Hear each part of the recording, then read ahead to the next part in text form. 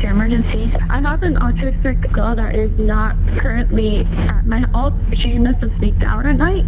The only clues left behind by Alicia: a few dusty footprints and a handwritten note. I will be back. I swear. I'm sorry, Alicia. We just want to make sure that you're safe. I understand that. It was early in the morning of Sunday, September 15th, 2019. 14-year-old Alicia Navarro sits down at the desk in her bedroom with a pen in her hand. She begins writing on a piece of paper. In just 5 days, she would be turning 15, but she didn't seem to be all too excited about it. You see, Alicia was diagnosed with autism, and she struggled to fit in with the other kids at school. She also struggled with anxiety, since her family was always on the move and frequently changing schools. Despite this, things seemed to be looking up for her. By all accounts, she had been doing better at her latest school, a Catholic school in Glendale, Arizona. According to her mother, she had even made a few close friends over the past year. Self-described as nerdy and introverted, she preferred gaming and making friends on Xbox and Discord over socializing with people in real life. Alicia was known for sticking to strict routines and schedules every day. But today was different. She finished writing and put down her pen. Scribbled on the paper read, "I ran away. I will be back, I swear. I'm sorry." And then, without a moment's notice, she tiptoed downstairs past her dad sleeping on the couch. The TV droned softly in the background as she slowly cracked open the back door. She moves swiftly, leaving the door open behind her as she tries not to make any loud noises. She spots a stack of chairs nearby, then carefully props them up along the fence, specifically the side of the fence that faced away from the neighbor's security cameras. The 4'9", 90-pound high schooler climbed up the stack of chairs and pulled herself over the fence.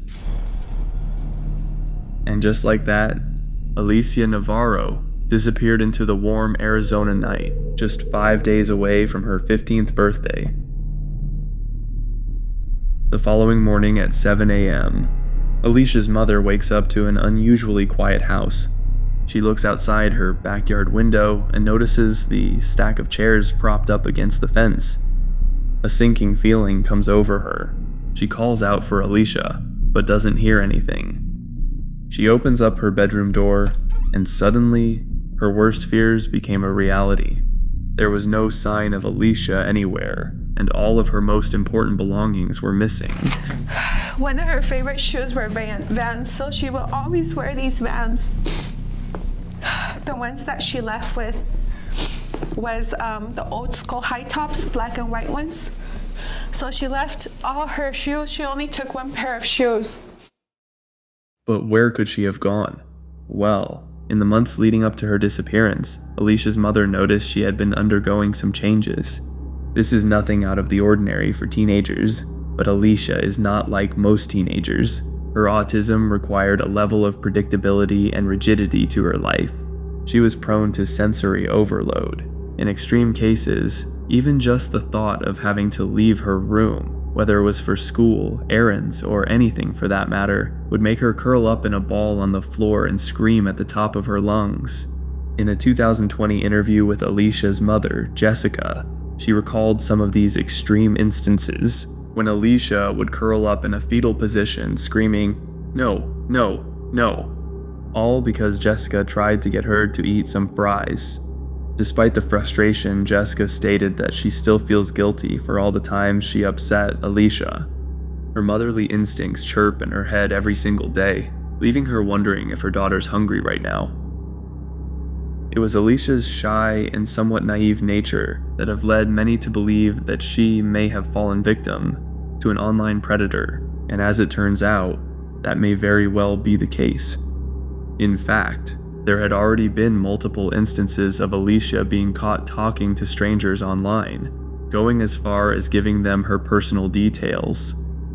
Each time, her mother tried to warn her about the dangers of talking to strangers over the internet, but it seemed that Alicia just didn't listen. One instance even required Jessica to file a police report, when she found her talking about mature topics with someone much older than her. But was all of this just Alicia being a rebellious teen, or something much darker, a pattern of behavior that could take her down a dangerous path? You thought, okay, the gaming is okay, but meanwhile you fear that there were people in that gaming world who saw that she was vulnerable. I was a parent that I thought by my children being at home, there is no danger. For me, danger was outside. And unfortunately, I was wrong. In the weeks and months following Alicia's disappearance, Jessica reflected on every little detail that led up to her daughter going missing. She recalled a number of small things that seem mundane in the moment, but in hindsight may have actually been signs that something much more nefarious was occurring in Alicia's private life. 5 months before she disappeared, Alicia suddenly began showing interest in a Marvel comic book series, so much so that she convinced her mother to buy a particularly expensive comic book, costing $200. Jessica obliged, but the comic sat there on her desk for months, untouched. Alicia never even opened it once. At the time, Jessica didn't think much of it, until days after Alicia went missing, Jessica noticed the comic was nowhere to be found. It was one of the few things she took with her, despite her showing zero interest in it. She did have 2 backpacks. So the backpack that she took is a small one like this, a black one. I don't think she could have taken a lot, because that's the only thing that's missing. That's when Jessica began piecing the clues together. Did Alicia convince her mother to buy this expensive comic for her so she could give it as a gift for someone?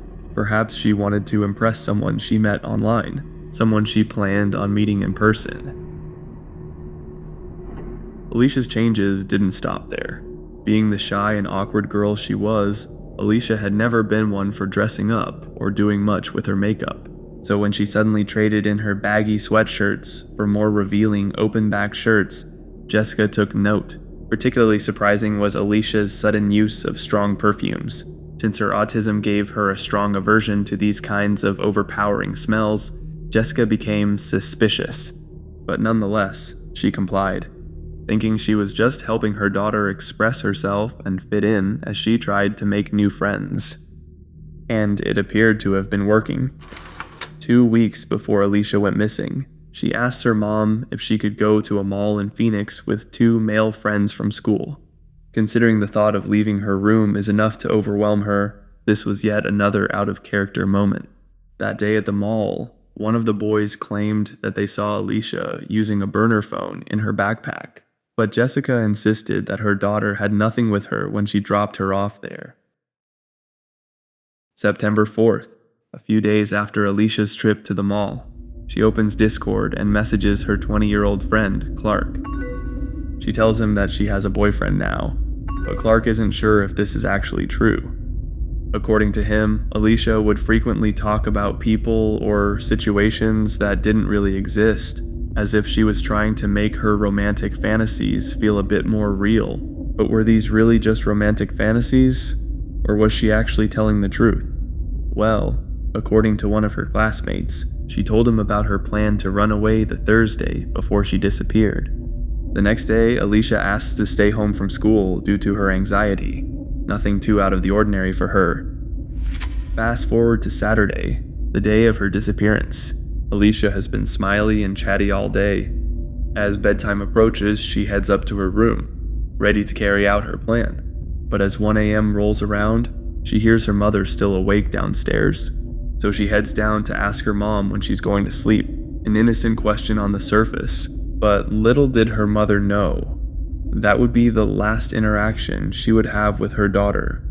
I saw my daughter was through these stairs and she talked to me and told me, "Mom, what are you doing still awake? It's late." And I told her I'm waiting for my husband, Yvonne, to come home from work. So then she said that, "Oh, if you don't sleep, you're gonna get in a bad mood." And she went back upstairs. I was laying down in the sofa watching TV. "I ran away. I will be back, I swear. I'm sorry." Amidst the confusion of her disappearance, a few clues were left behind. It had been raining earlier that day, a rare occurrence in the Arizona desert. As a result, the backyard of the Navarro household was a muddy mess, but hidden within the mud was a vital clue. A single pair of footsteps left by a pair of Vans sneakers. The same exact Vans that Alicia wore all the time. The fact that only one pair of shoe prints were found indicates that she did in fact leave by herself, eliminating the possibility that she was kidnapped or abducted. But this doesn't answer whether someone was there helping her run away. Did she start walking without a plan of where to go, or was somebody waiting to pick her up? Well, the things that she chose not to bring may shed some light on this question.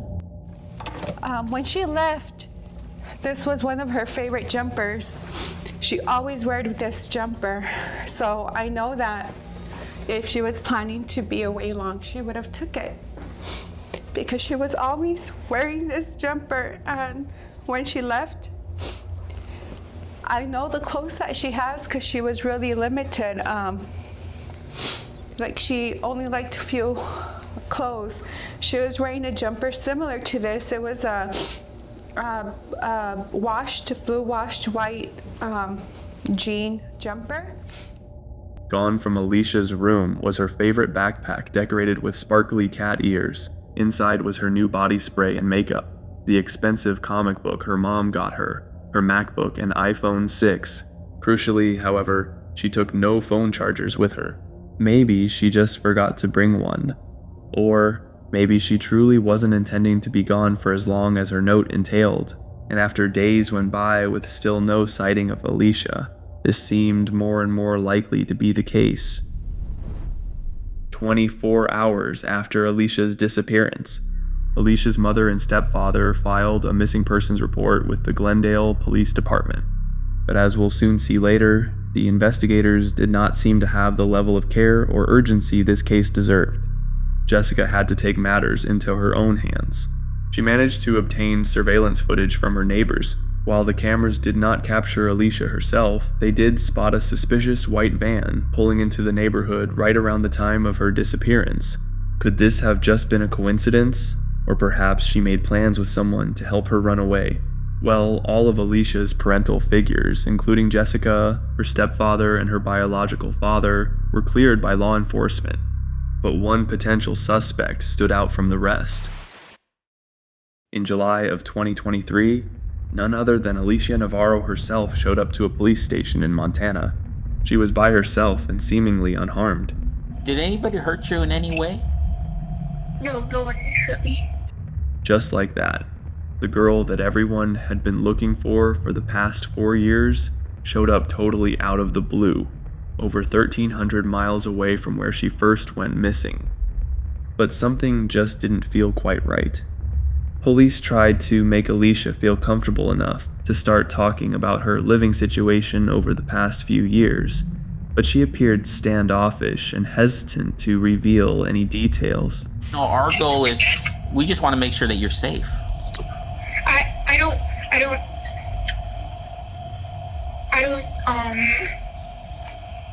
I understand that. After a while, she finally opened up, and what she revealed was both disturbing and infuriating. She had been living with a man named Edmund Davis, who was 36 years old and claimed to be her boyfriend. It was revealed that the two had been living at Edmund's parents' home, located on a Native American reservation, which was filled with drugs and evidence of illegal activities. Alicia's stoic demeanor as she states all of this is unsettling to watch. She appears totally unfazed by the whole situation. She stated her desire to just live a normal life now, to get her driver's license and continue living with Edmund.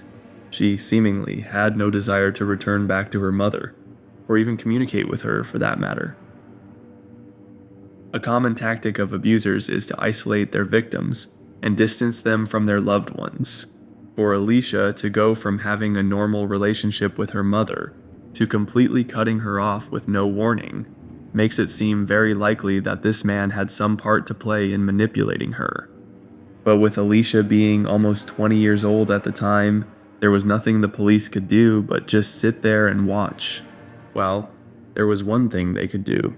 This 36-year-old Montana man who was living with Alicia Navarro is now in jail. And Alicia was living with Davis and his parents on an Indian reservation in Montana, but he accompanied her Monday to a courthouse in a nearby town so she could change her name. And that's where cops showed up without arrest warrant. After Alicia turned up in July of 2023, police were able to get a search warrant to search Edmund's home. And immediately upon arriving, Edmund was caught off guard. He threw his cell phone into the trash so the cops wouldn't find it. Unfortunately for him, they saw him throw it, and what they found on his devices was truly reprehensible. While searching Davis's apartment in July for evidence related to Alicia Navarro's disappearance, police found sexually explicit images of other children, some under the age of 12. Authorities were quick to clarify that the images were not related to the Alicia Navarro case. But if someone is willing to do something as vile as that, it's hard to imagine what he'd be capable of once he had a 15-year-old living with him.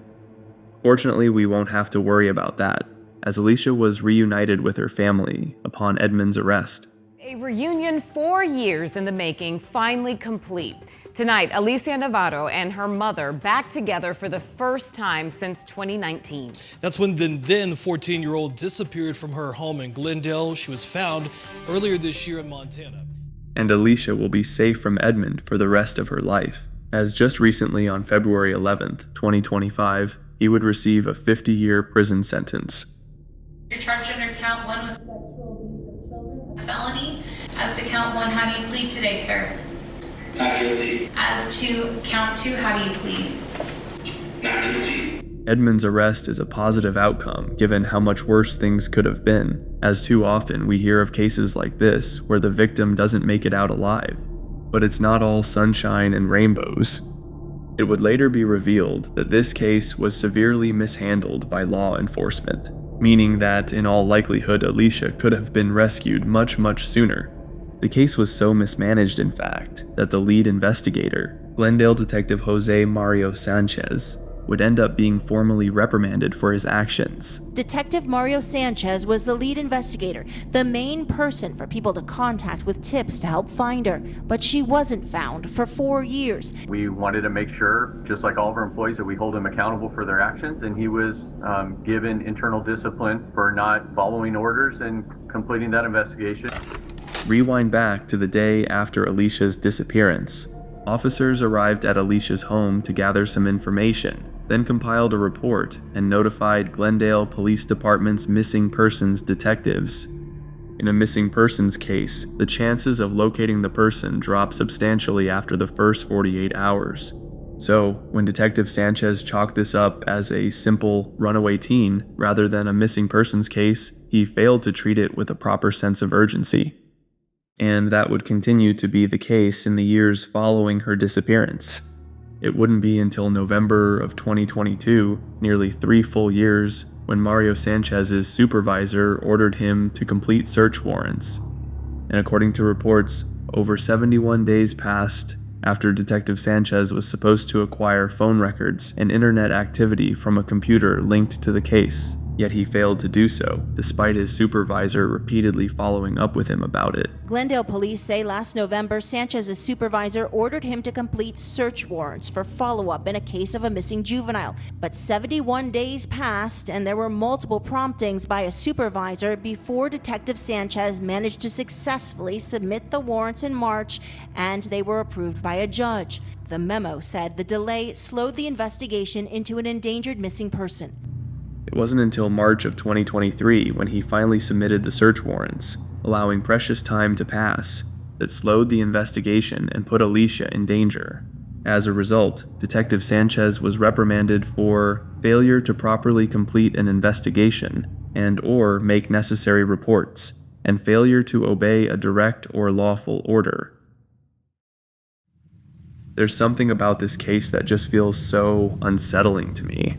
The circumstances leading up to Alicia Navarro's disappearance all seemed so normal. While there certainly were some warning signs, such as Alicia's sudden desire to dress up and wear strong fragrances, much of these could easily be interpreted as simply normal teen behavior.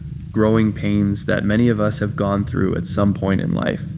And much of the more serious warning signs, such as Alicia repeatedly talking to older men online, could easily be missed given how reliant we all are on the internet nowadays, which is what makes this case so unnerving to me. You never truly know when a loved one could suddenly go missing, disappearing without explanation. It is unclear what the future has in store for Alicia Navarro. She and her family have stated that they wish to be out of the public spotlight. I do feel I owe this video to the community and to God, because I first of all want to give glory to God for answering their prayers and for this miracle. For everyone who has missing loved ones, I want you to use this case as an example that miracles do exist, and never lose hope and always fight. My daughter, Alicia Navarro, was missing since September 15, 2019. She has been found safe. I do not know the details. I do confirm that she is my daughter, she is alive, and she is safe. This is recent news for me. It was an hour before it was posted in social media and the news. I don't have details, but the important thing is that she is alive. And I want to thank the community and God for all that you have done.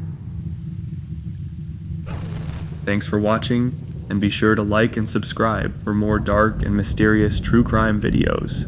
Your support means the world to me, and I'll catch you in the next one.